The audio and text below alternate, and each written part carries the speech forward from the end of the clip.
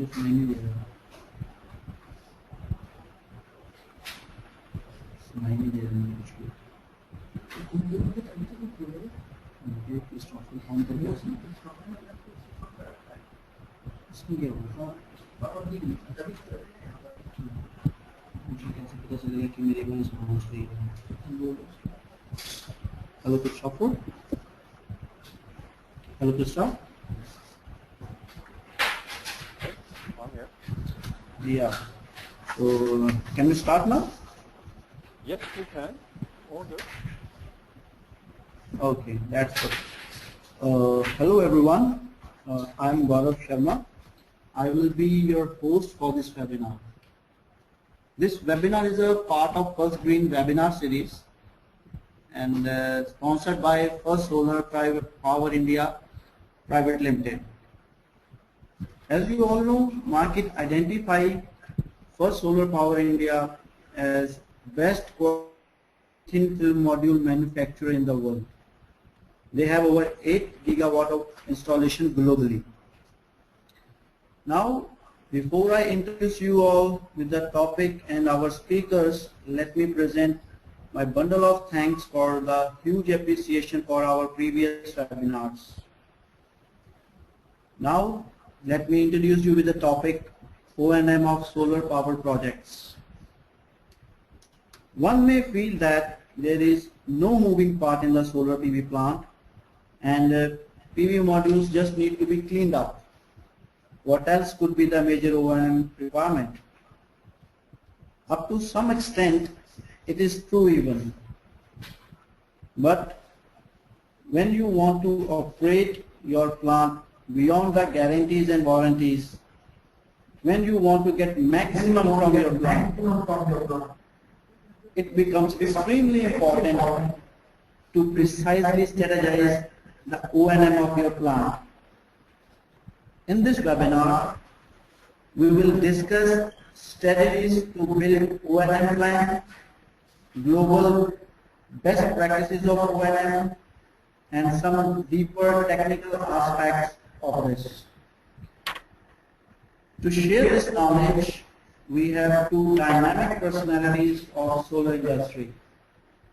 First, Mr. Christoph, Director Services from Skytron. Mr. Christoph has extensive experience in O&M maintenance, and he is managing over 200 megawatt portfolio. Secondly, we have Dr. Sanjay. He is CEO of First Green Consulting.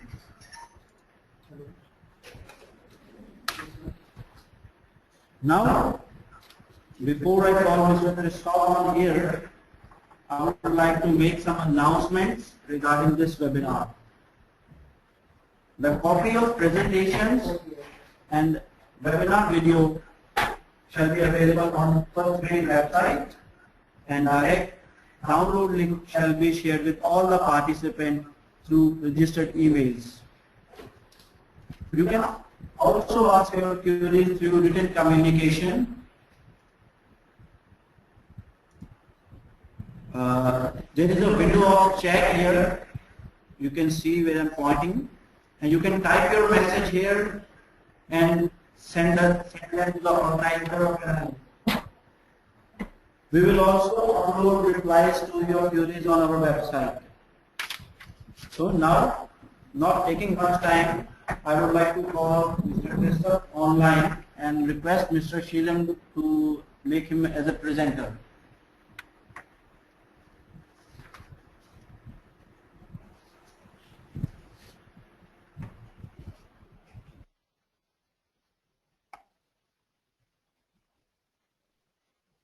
Hello, ladies and gentlemen. Thank you for the warm words of welcome. I'd like to start my presentation about the about high-resolution monitoring and the advantages for O&M operators. First of all, I'd like to say some words about Skytron. Skytron is one of the leading manufacturers for monitoring equipment with more than 5 gigawatt installed capacity worldwide. 3.5 of these 5 gigawatts are also within control, so we're doing reactive and active power control for 3.5 gigawatts, which is at the moment not normal or not used in the Indian market, but will come for sure soon.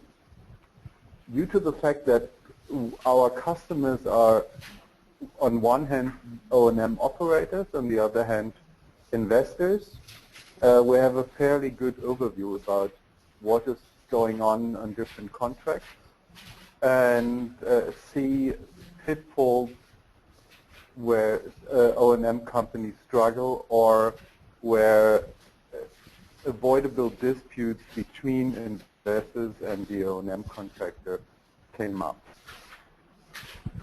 I'd like to give you an overview about the plant monitoring system as itself and what of these we supply. Then I'd like to have some words about O&M guarantees and why operators often fail to realize the guaranteed performance. Then I will have 2 slides for the availability calculation, because this is, from a measurement point of view, the most crucial one. Then I will have a couple of slides for high-resolution monitoring and the advantages of it. And then I will give some O&M standards, which we're seeing in most of the contracts of our customers, and having some conclusions at the end. To the plant monitoring system. Here I just give you a normal power plant, which is, from our point of view, divided from measurement point in 4 levels. At the lowest level, or the first level, is all equipment which is collecting data, starting from data logger to irradiation sensors, pyranometers, temperature sensors, and so on. The whole variety of data collection, weather stations, etc., etc. The second level is the plant controller. As I mentioned, it is not used in India, therefore I will cut it a bit short. But what we've seen is that, especially in the emerging markets of the PV, the grid operators starting to struggle with the enormous amount of renewable energy in the grid, and therefore requesting some kind of control to the PV plants.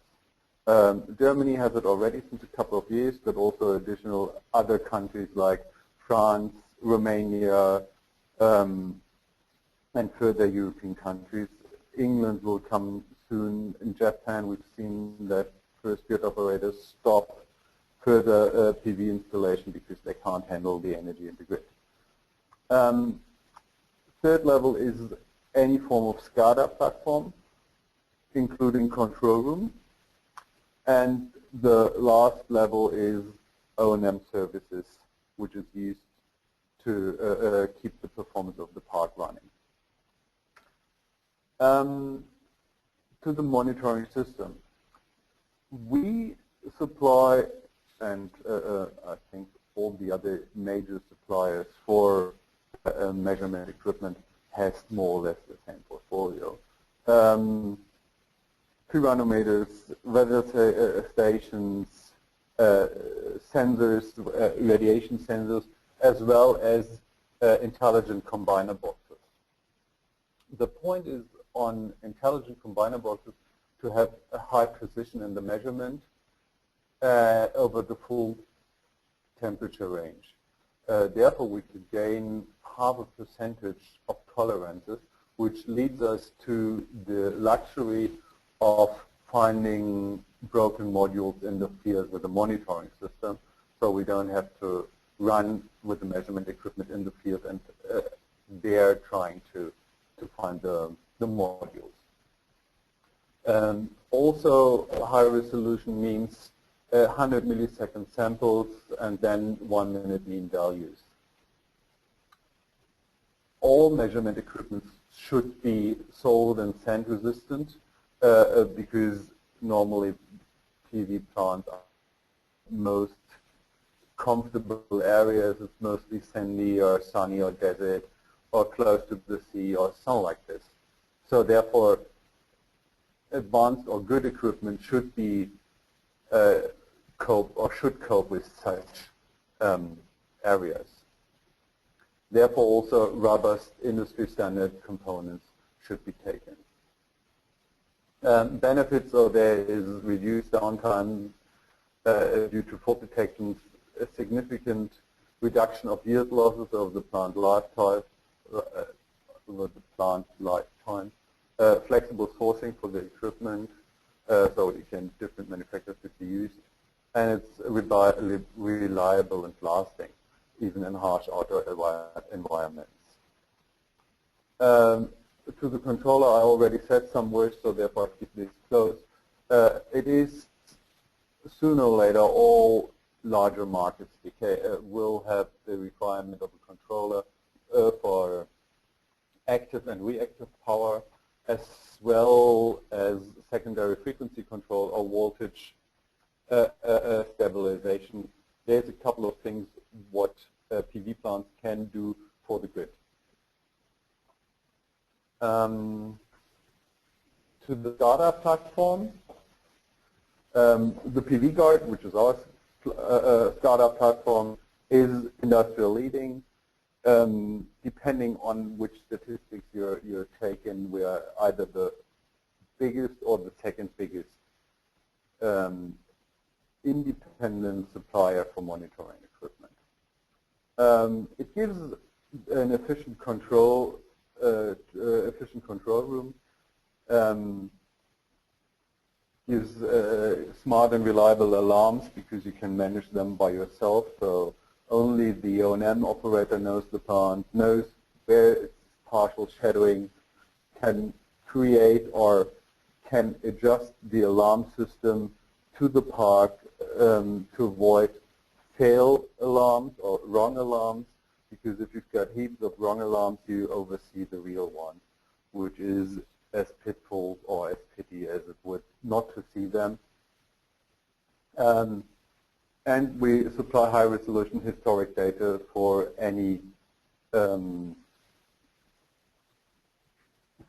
further requirements of the park or for further analyses to find even more payers. Therefore, you've got a consistent asset management. You've got security of the improvement. You've got a valuable source of information for potential warranty and insurance claims, and the plant performance is always high. And you can see it even if you've got more plants in one view. Our services are mostly in project engineering, commissioning, maintenance. We supply control rooms, give workshops for O&M consulting, and have a hotline for technical support. To the O&M guarantees. First of all, I'd like to run around with some keywords which are mostly in a lot of contracts, and would like to clarify some things that everybody is more or less on the same page. Every investor likes to have that the actual cash flow is equal or even higher than the planned cash flow. That is the main motivation of running a PV power plant. The actual cash flow is the product of the installed capacity, the specific yield, and the PPA or feed-in tariff, whereof the specific yield is a function of the irradiation of the plant and the performance ratios. Those are the key performance indicators of the normal yield study, where the performance ratio is a function of the system availability, the system losses, and the module losses, wherein the module losses are influenced by degradation, soiling, and other losses like spectrum losses of diffuse light, ambient temperatures, and so on. Now, giving the guarantees which are seen on the market. It normally started with a reaction time guarantee, which is mostly given by third-party operators and smaller companies. It is mostly measured by trust and the monitoring system, because you can at least measure when the error occurs and when actions has been taken by email or whatever. The system availability is the most unclear measurement method in the most O&M contracts. There, I'll give it a whole chapter. The performance ratio is relatively easy to measure. It is the ratio of the energy meter and the radiation data. The only point of dispute is normally how the radiation data are measured, or if the row shadowing is included or excluded. So this is minor things which could be clarified in the contracts and therefore easy to avoid disputes or arguments. Giving a yield guarantee is, from a measurement point of view, the most simple way of guaranteeing performance, because you just simply read out the energy meter. On the other hand, is the yield guarantee also the most unclear or difficult one for the O&M operator and also for the investor, because it gives an insurance of sunlight. So if an investor requires that the O&M operator ensures sunlight, it is always priced in, and therefore the prices he will gain for that guarantee is always the loss of this insurance or the additional risk for the O&M operator. Here I just put on the risk distribution between O&M operators and investors. At the reaction time, the O&M operator only takes any risk regarding PPA, system availability, system losses, module losses, soiling, degradations, or sunshine. With an availability guarantee, the system availability, which is actually a major point, is his main focus. Soiling could be partially within, depending on the contract given. With a guaranteed performance ratio, the investor only takes over the risk of the PPA, feed-in tariff, which is always staying with him, and the sunshine. And as you now see, with a guaranteed yield, the O&M operator takes the majority of the risk. It's just the political risk if the feed-in tariffs or the PPAs still stay in place. Therefore, this will be also the most expensive O&M contracts, and to be honest, I haven't seen any which are working well, because either the O&M operator priced it too low and therefore having issues by in case of not constant sunny years, or it is too high due to the additional risk which is in, and the investors are pretty unhappy with this. So why operators fail to realize their guaranteed performances. In the reaction time guarantees, which are, as I said, mostly a very economical contract, it's the cost pressure and due to negotiations and the staff capacity, especially on weekends or for service during sunlight hours in summer. Most operator can't realize a high standard service and therefore running in problems with their investors.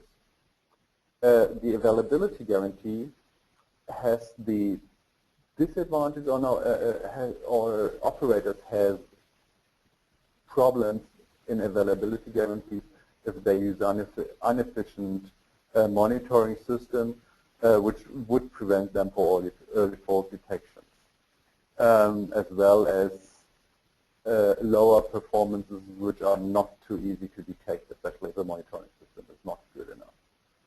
Then also a lack of understanding what availability means, therefore unclear definitions in contracts, and in insufficient tracking to make the availability calculation transparent. Performance ratio guarantees is always the battle between pyranometers and reference cells.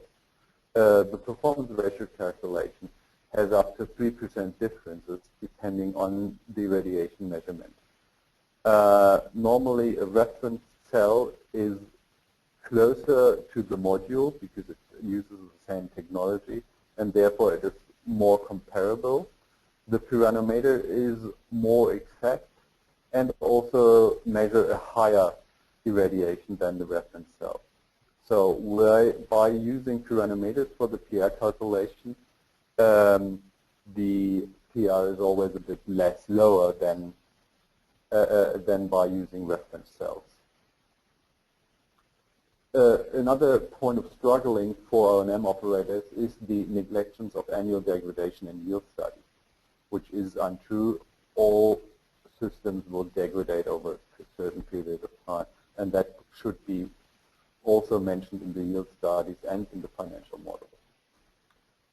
Insufficient cleaning for reference cells to meet performance ratio guarantees. I have seen that a lot.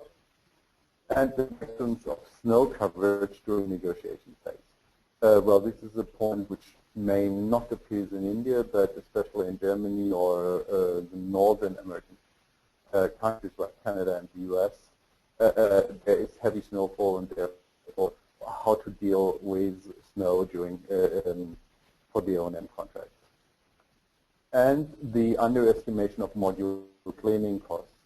This is a point, especially Southern American countries, Southern Europe, and also India, where it is dry, water is expensive. And to give an economical cleaning is not too easy. And therefore, these costs were mostly underestimated. And as I already mentioned before, during the yield, for the yield guarantee, it is the mispricing for the insuring of sunlight. To the availability calculation, now it gets a bit technical, honestly. We've seen two methods how to calculate the availability. One is the technical availability, which is the comparison between the number of installed strings and the strings which are working in defined boundaries. For example, 100 watts per square meter and 0.8 amperes over a certain period of time. The formula actually looks much more complex than it is. It's just due to the fact that MAS don't have an if-then. You can't do an if-then in a mathematical formula. It's actually counting up the strings on a minutely base, which are having above or producing more than 0.8 amperes with an irradiation above 100 watts. And this number you're comparing with your total number of strings. You're just dealing a big number of big figures, but that's all. The effective availability, which I've seen a lot in the recent year, is the comparison between actual production and the theoretical production over a certain period of time. Wherever the theoretical production is just the sum of the actual production and the losses, means forced and planned outages. To give these a bit together, is the technical availability is more time-driven, while the effective availability calculation is more production-driven. To give them, to show the advantages and disadvantages of both, is the technical availability is more time is money versus energy is money regarding the effective availability. Advantages of the technical availability is it starts with measurement, which is always good to avoid arguments.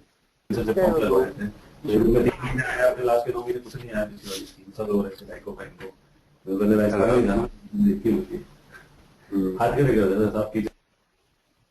Okay, hello. Oh, I'm just going further.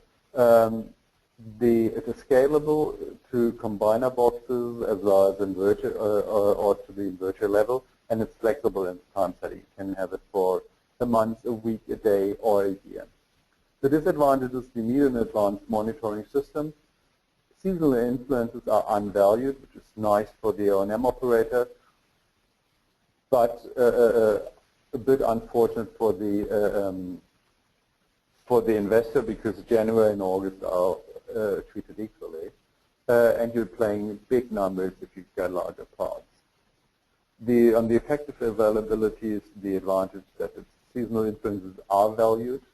January is not or is unused August. Barely no monitoring is needed and it's easy to calculate. Unfortunately, it gives additional conflict between O&M operators and the customer, and it is actually not an availability in its classic meaning. But it doesn't matter which way of calculation is chosen, the discussion if a certain event, curtailment, snow coverage or something like this, remains within or without the sphere of influence of the O&M operator. It needs to be taken in a transparent way, and it's always part of a daily work or the monthly work between the customer or the investor and the O&M operator. Just to say some words about high-resolution monitoring.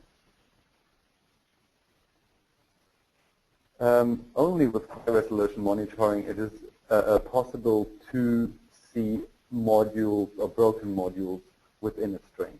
Here is a comparison between 8 strings, and you see that one string with the broken module becomes a consumer in the morning due to because all the other modules in the string does not produce enough energy to compensate the broken module, and therefore you have it for a minute or two.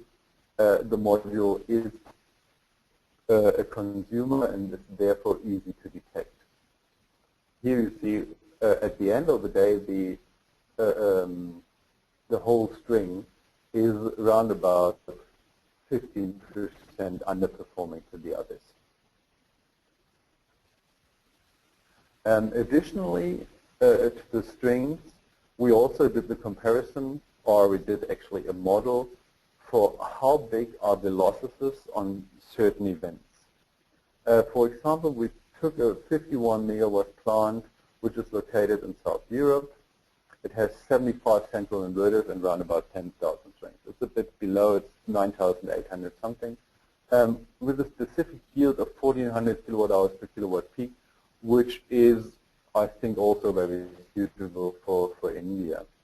Assuming a feed-in tariff of 15 cents per kilowatt hour, if you lose half a percentage of your strings, which is 50 out of 10,000, your annual loss is above 50,000 euros.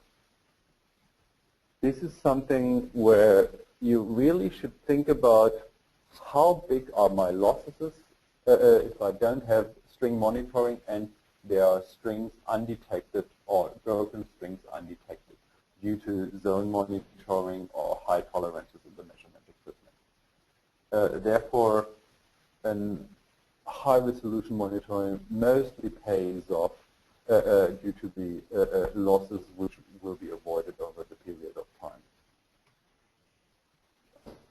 The next one of high-resolution monitoring is that degradation and soiling could be detected.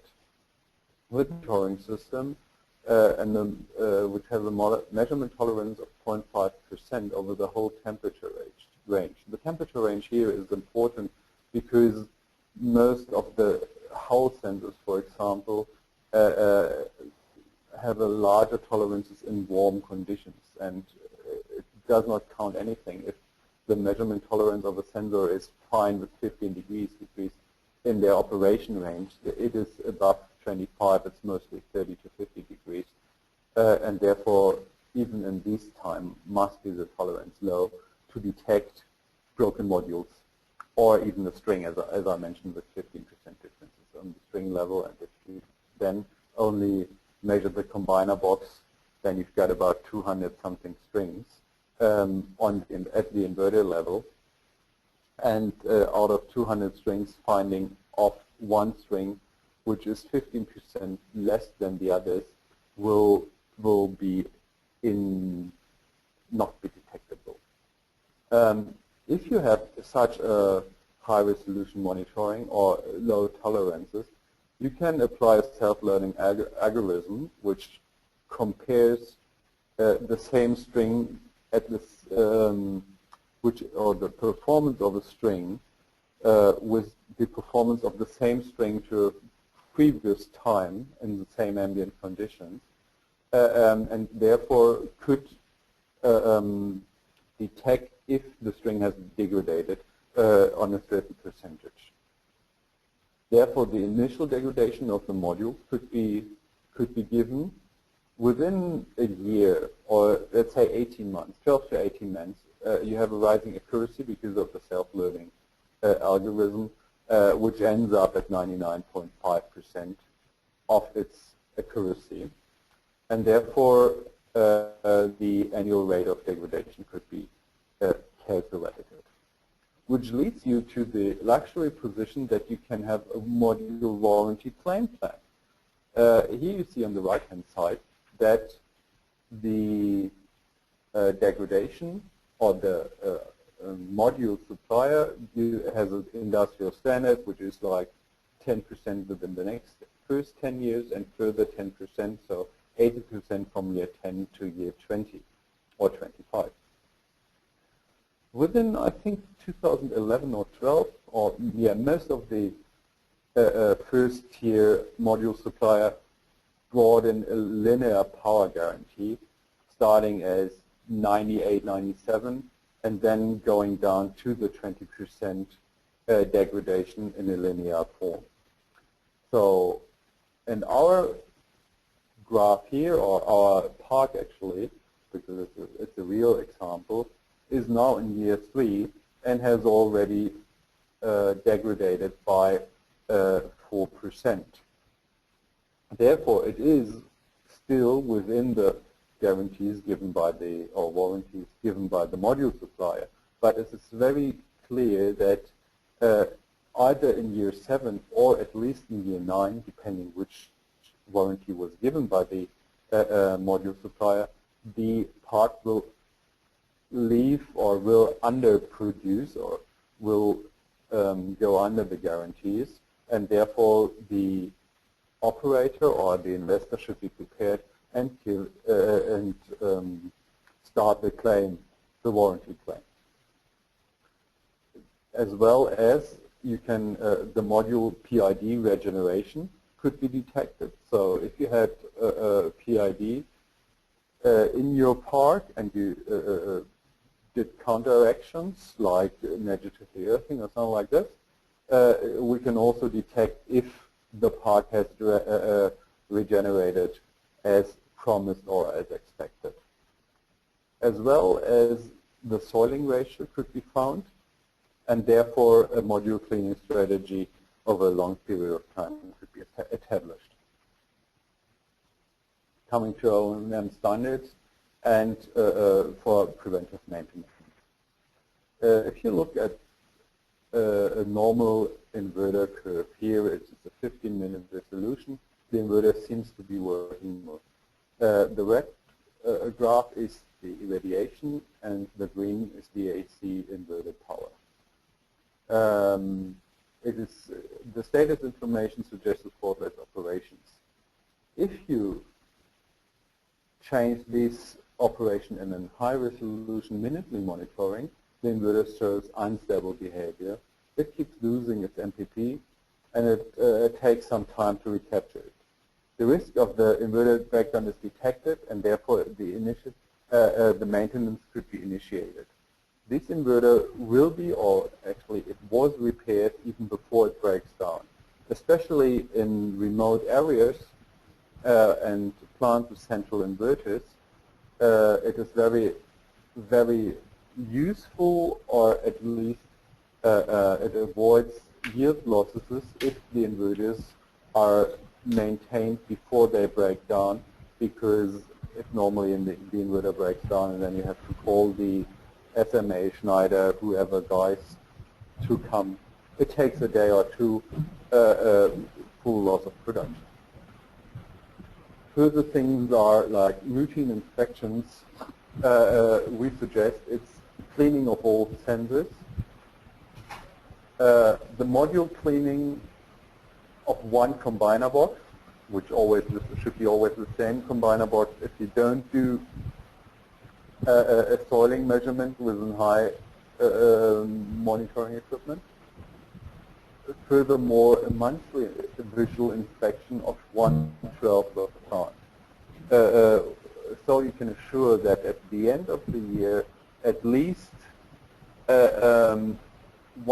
every part of the plant is at least one time visual inspected. You have areas in the plant where no failures happen, and therefore no one comes around. Only once in a while the guy who's mowing the lawn, and he has not the right skills to detect failures or damages in the plant.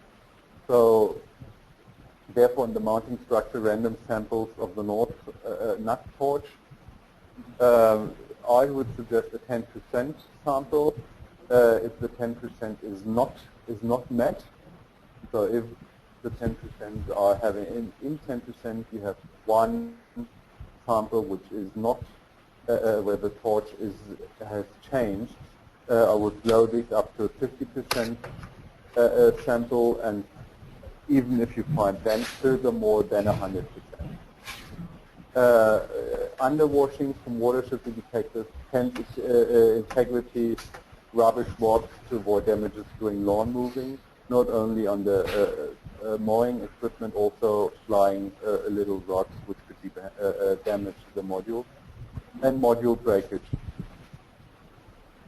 Additionally, monthly inspections for all inverters, filter mats, and fan conditions. Especially the fan is something where the O&M operator should have an eye on. Most of the fans have a like 5,000 hour running lifetime, and it is a very cheap, easy to exchange part, and the inverter shouldn't be in derating for a couple of days because of a broken fan, which should be even exchanged in advance after 4,800 hours or something like that. Additionally, yearly inspections, including infrared inspection for combiner boxes, the medium voltage switchgear, and the inverter inspection according to the maintenance handbook. On some inverter manufacturers, it's also semi-annual, depending on which one is coming. Finding some final words. The monitoring system should be always chosen by the investor or the O&M operator, not by the EPC. The EPC has a totally different motivation of choosing any monitoring equipment than guys who have to deal with the equipment for the next 25 years. O&M for PV power plants is by far more than two guys and a pickup truck. It needs technical skills. If a part is built with low budget components, an advanced monitoring system is needed. Otherwise, you would never find your 100% start value. You never find out which your part should work on. As I mentioned with the degradation alarms, you won't find out how your modules perform or which modules perform, which is the warranty claim towards the module manufacturer. And at last but not least, clear contract agreements, especially in the appendices, prevent issues during the daily operation. Therefore, at the end, I'd like to thank you for your attention. And now I'm giving the screen back. How do I do this? Many thanks, Christopher, for a very nice presentation. It is really wonderful the way you presented and the information you shared with all the attendees. Pleasure. Actually, now I need to make an announcement to all the attendees that due to some technical issue, Dr. Sanjay will not be able to present at present. But I assure you all, we will repeat this topic with the Dr. Sanjay presentation very soon. However, the presentation of Dr. Sanjay will be available on our website for the to download. We will be closing this webinar in 5 to 6 minutes. I request all the attendees to write their question to us so that we will reply each and every query and will upload the document on our website. In the meanwhile, if somebody has any question or want to ask a question verbally, you are most welcome.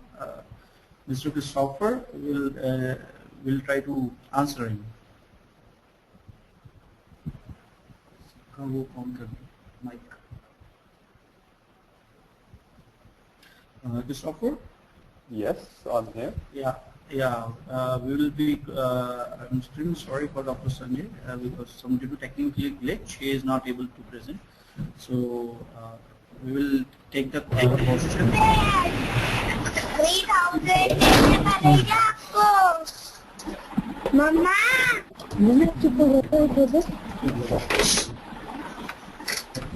खेल लो फिर से और बात करेंगे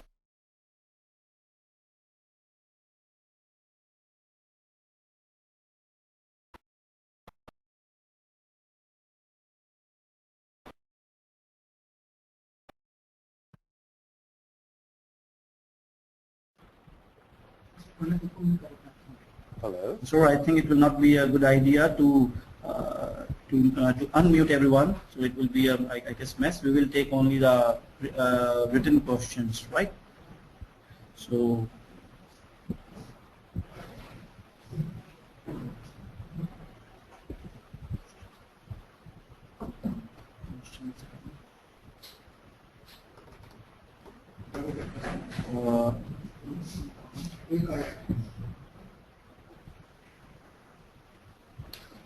Christopher, we can take a leave, and we will make this. We will leave this webinar online for 5 to 6 minutes, and whatever the queries we will receive, I will even forward that to you, and we can together reply on them, and we'll upload the things, right? Okay. And once again, many thanks to you and also the Skype to sharing a marvelous knowledge, right? Always a pleasure. Okay. Bye-bye. It was nice.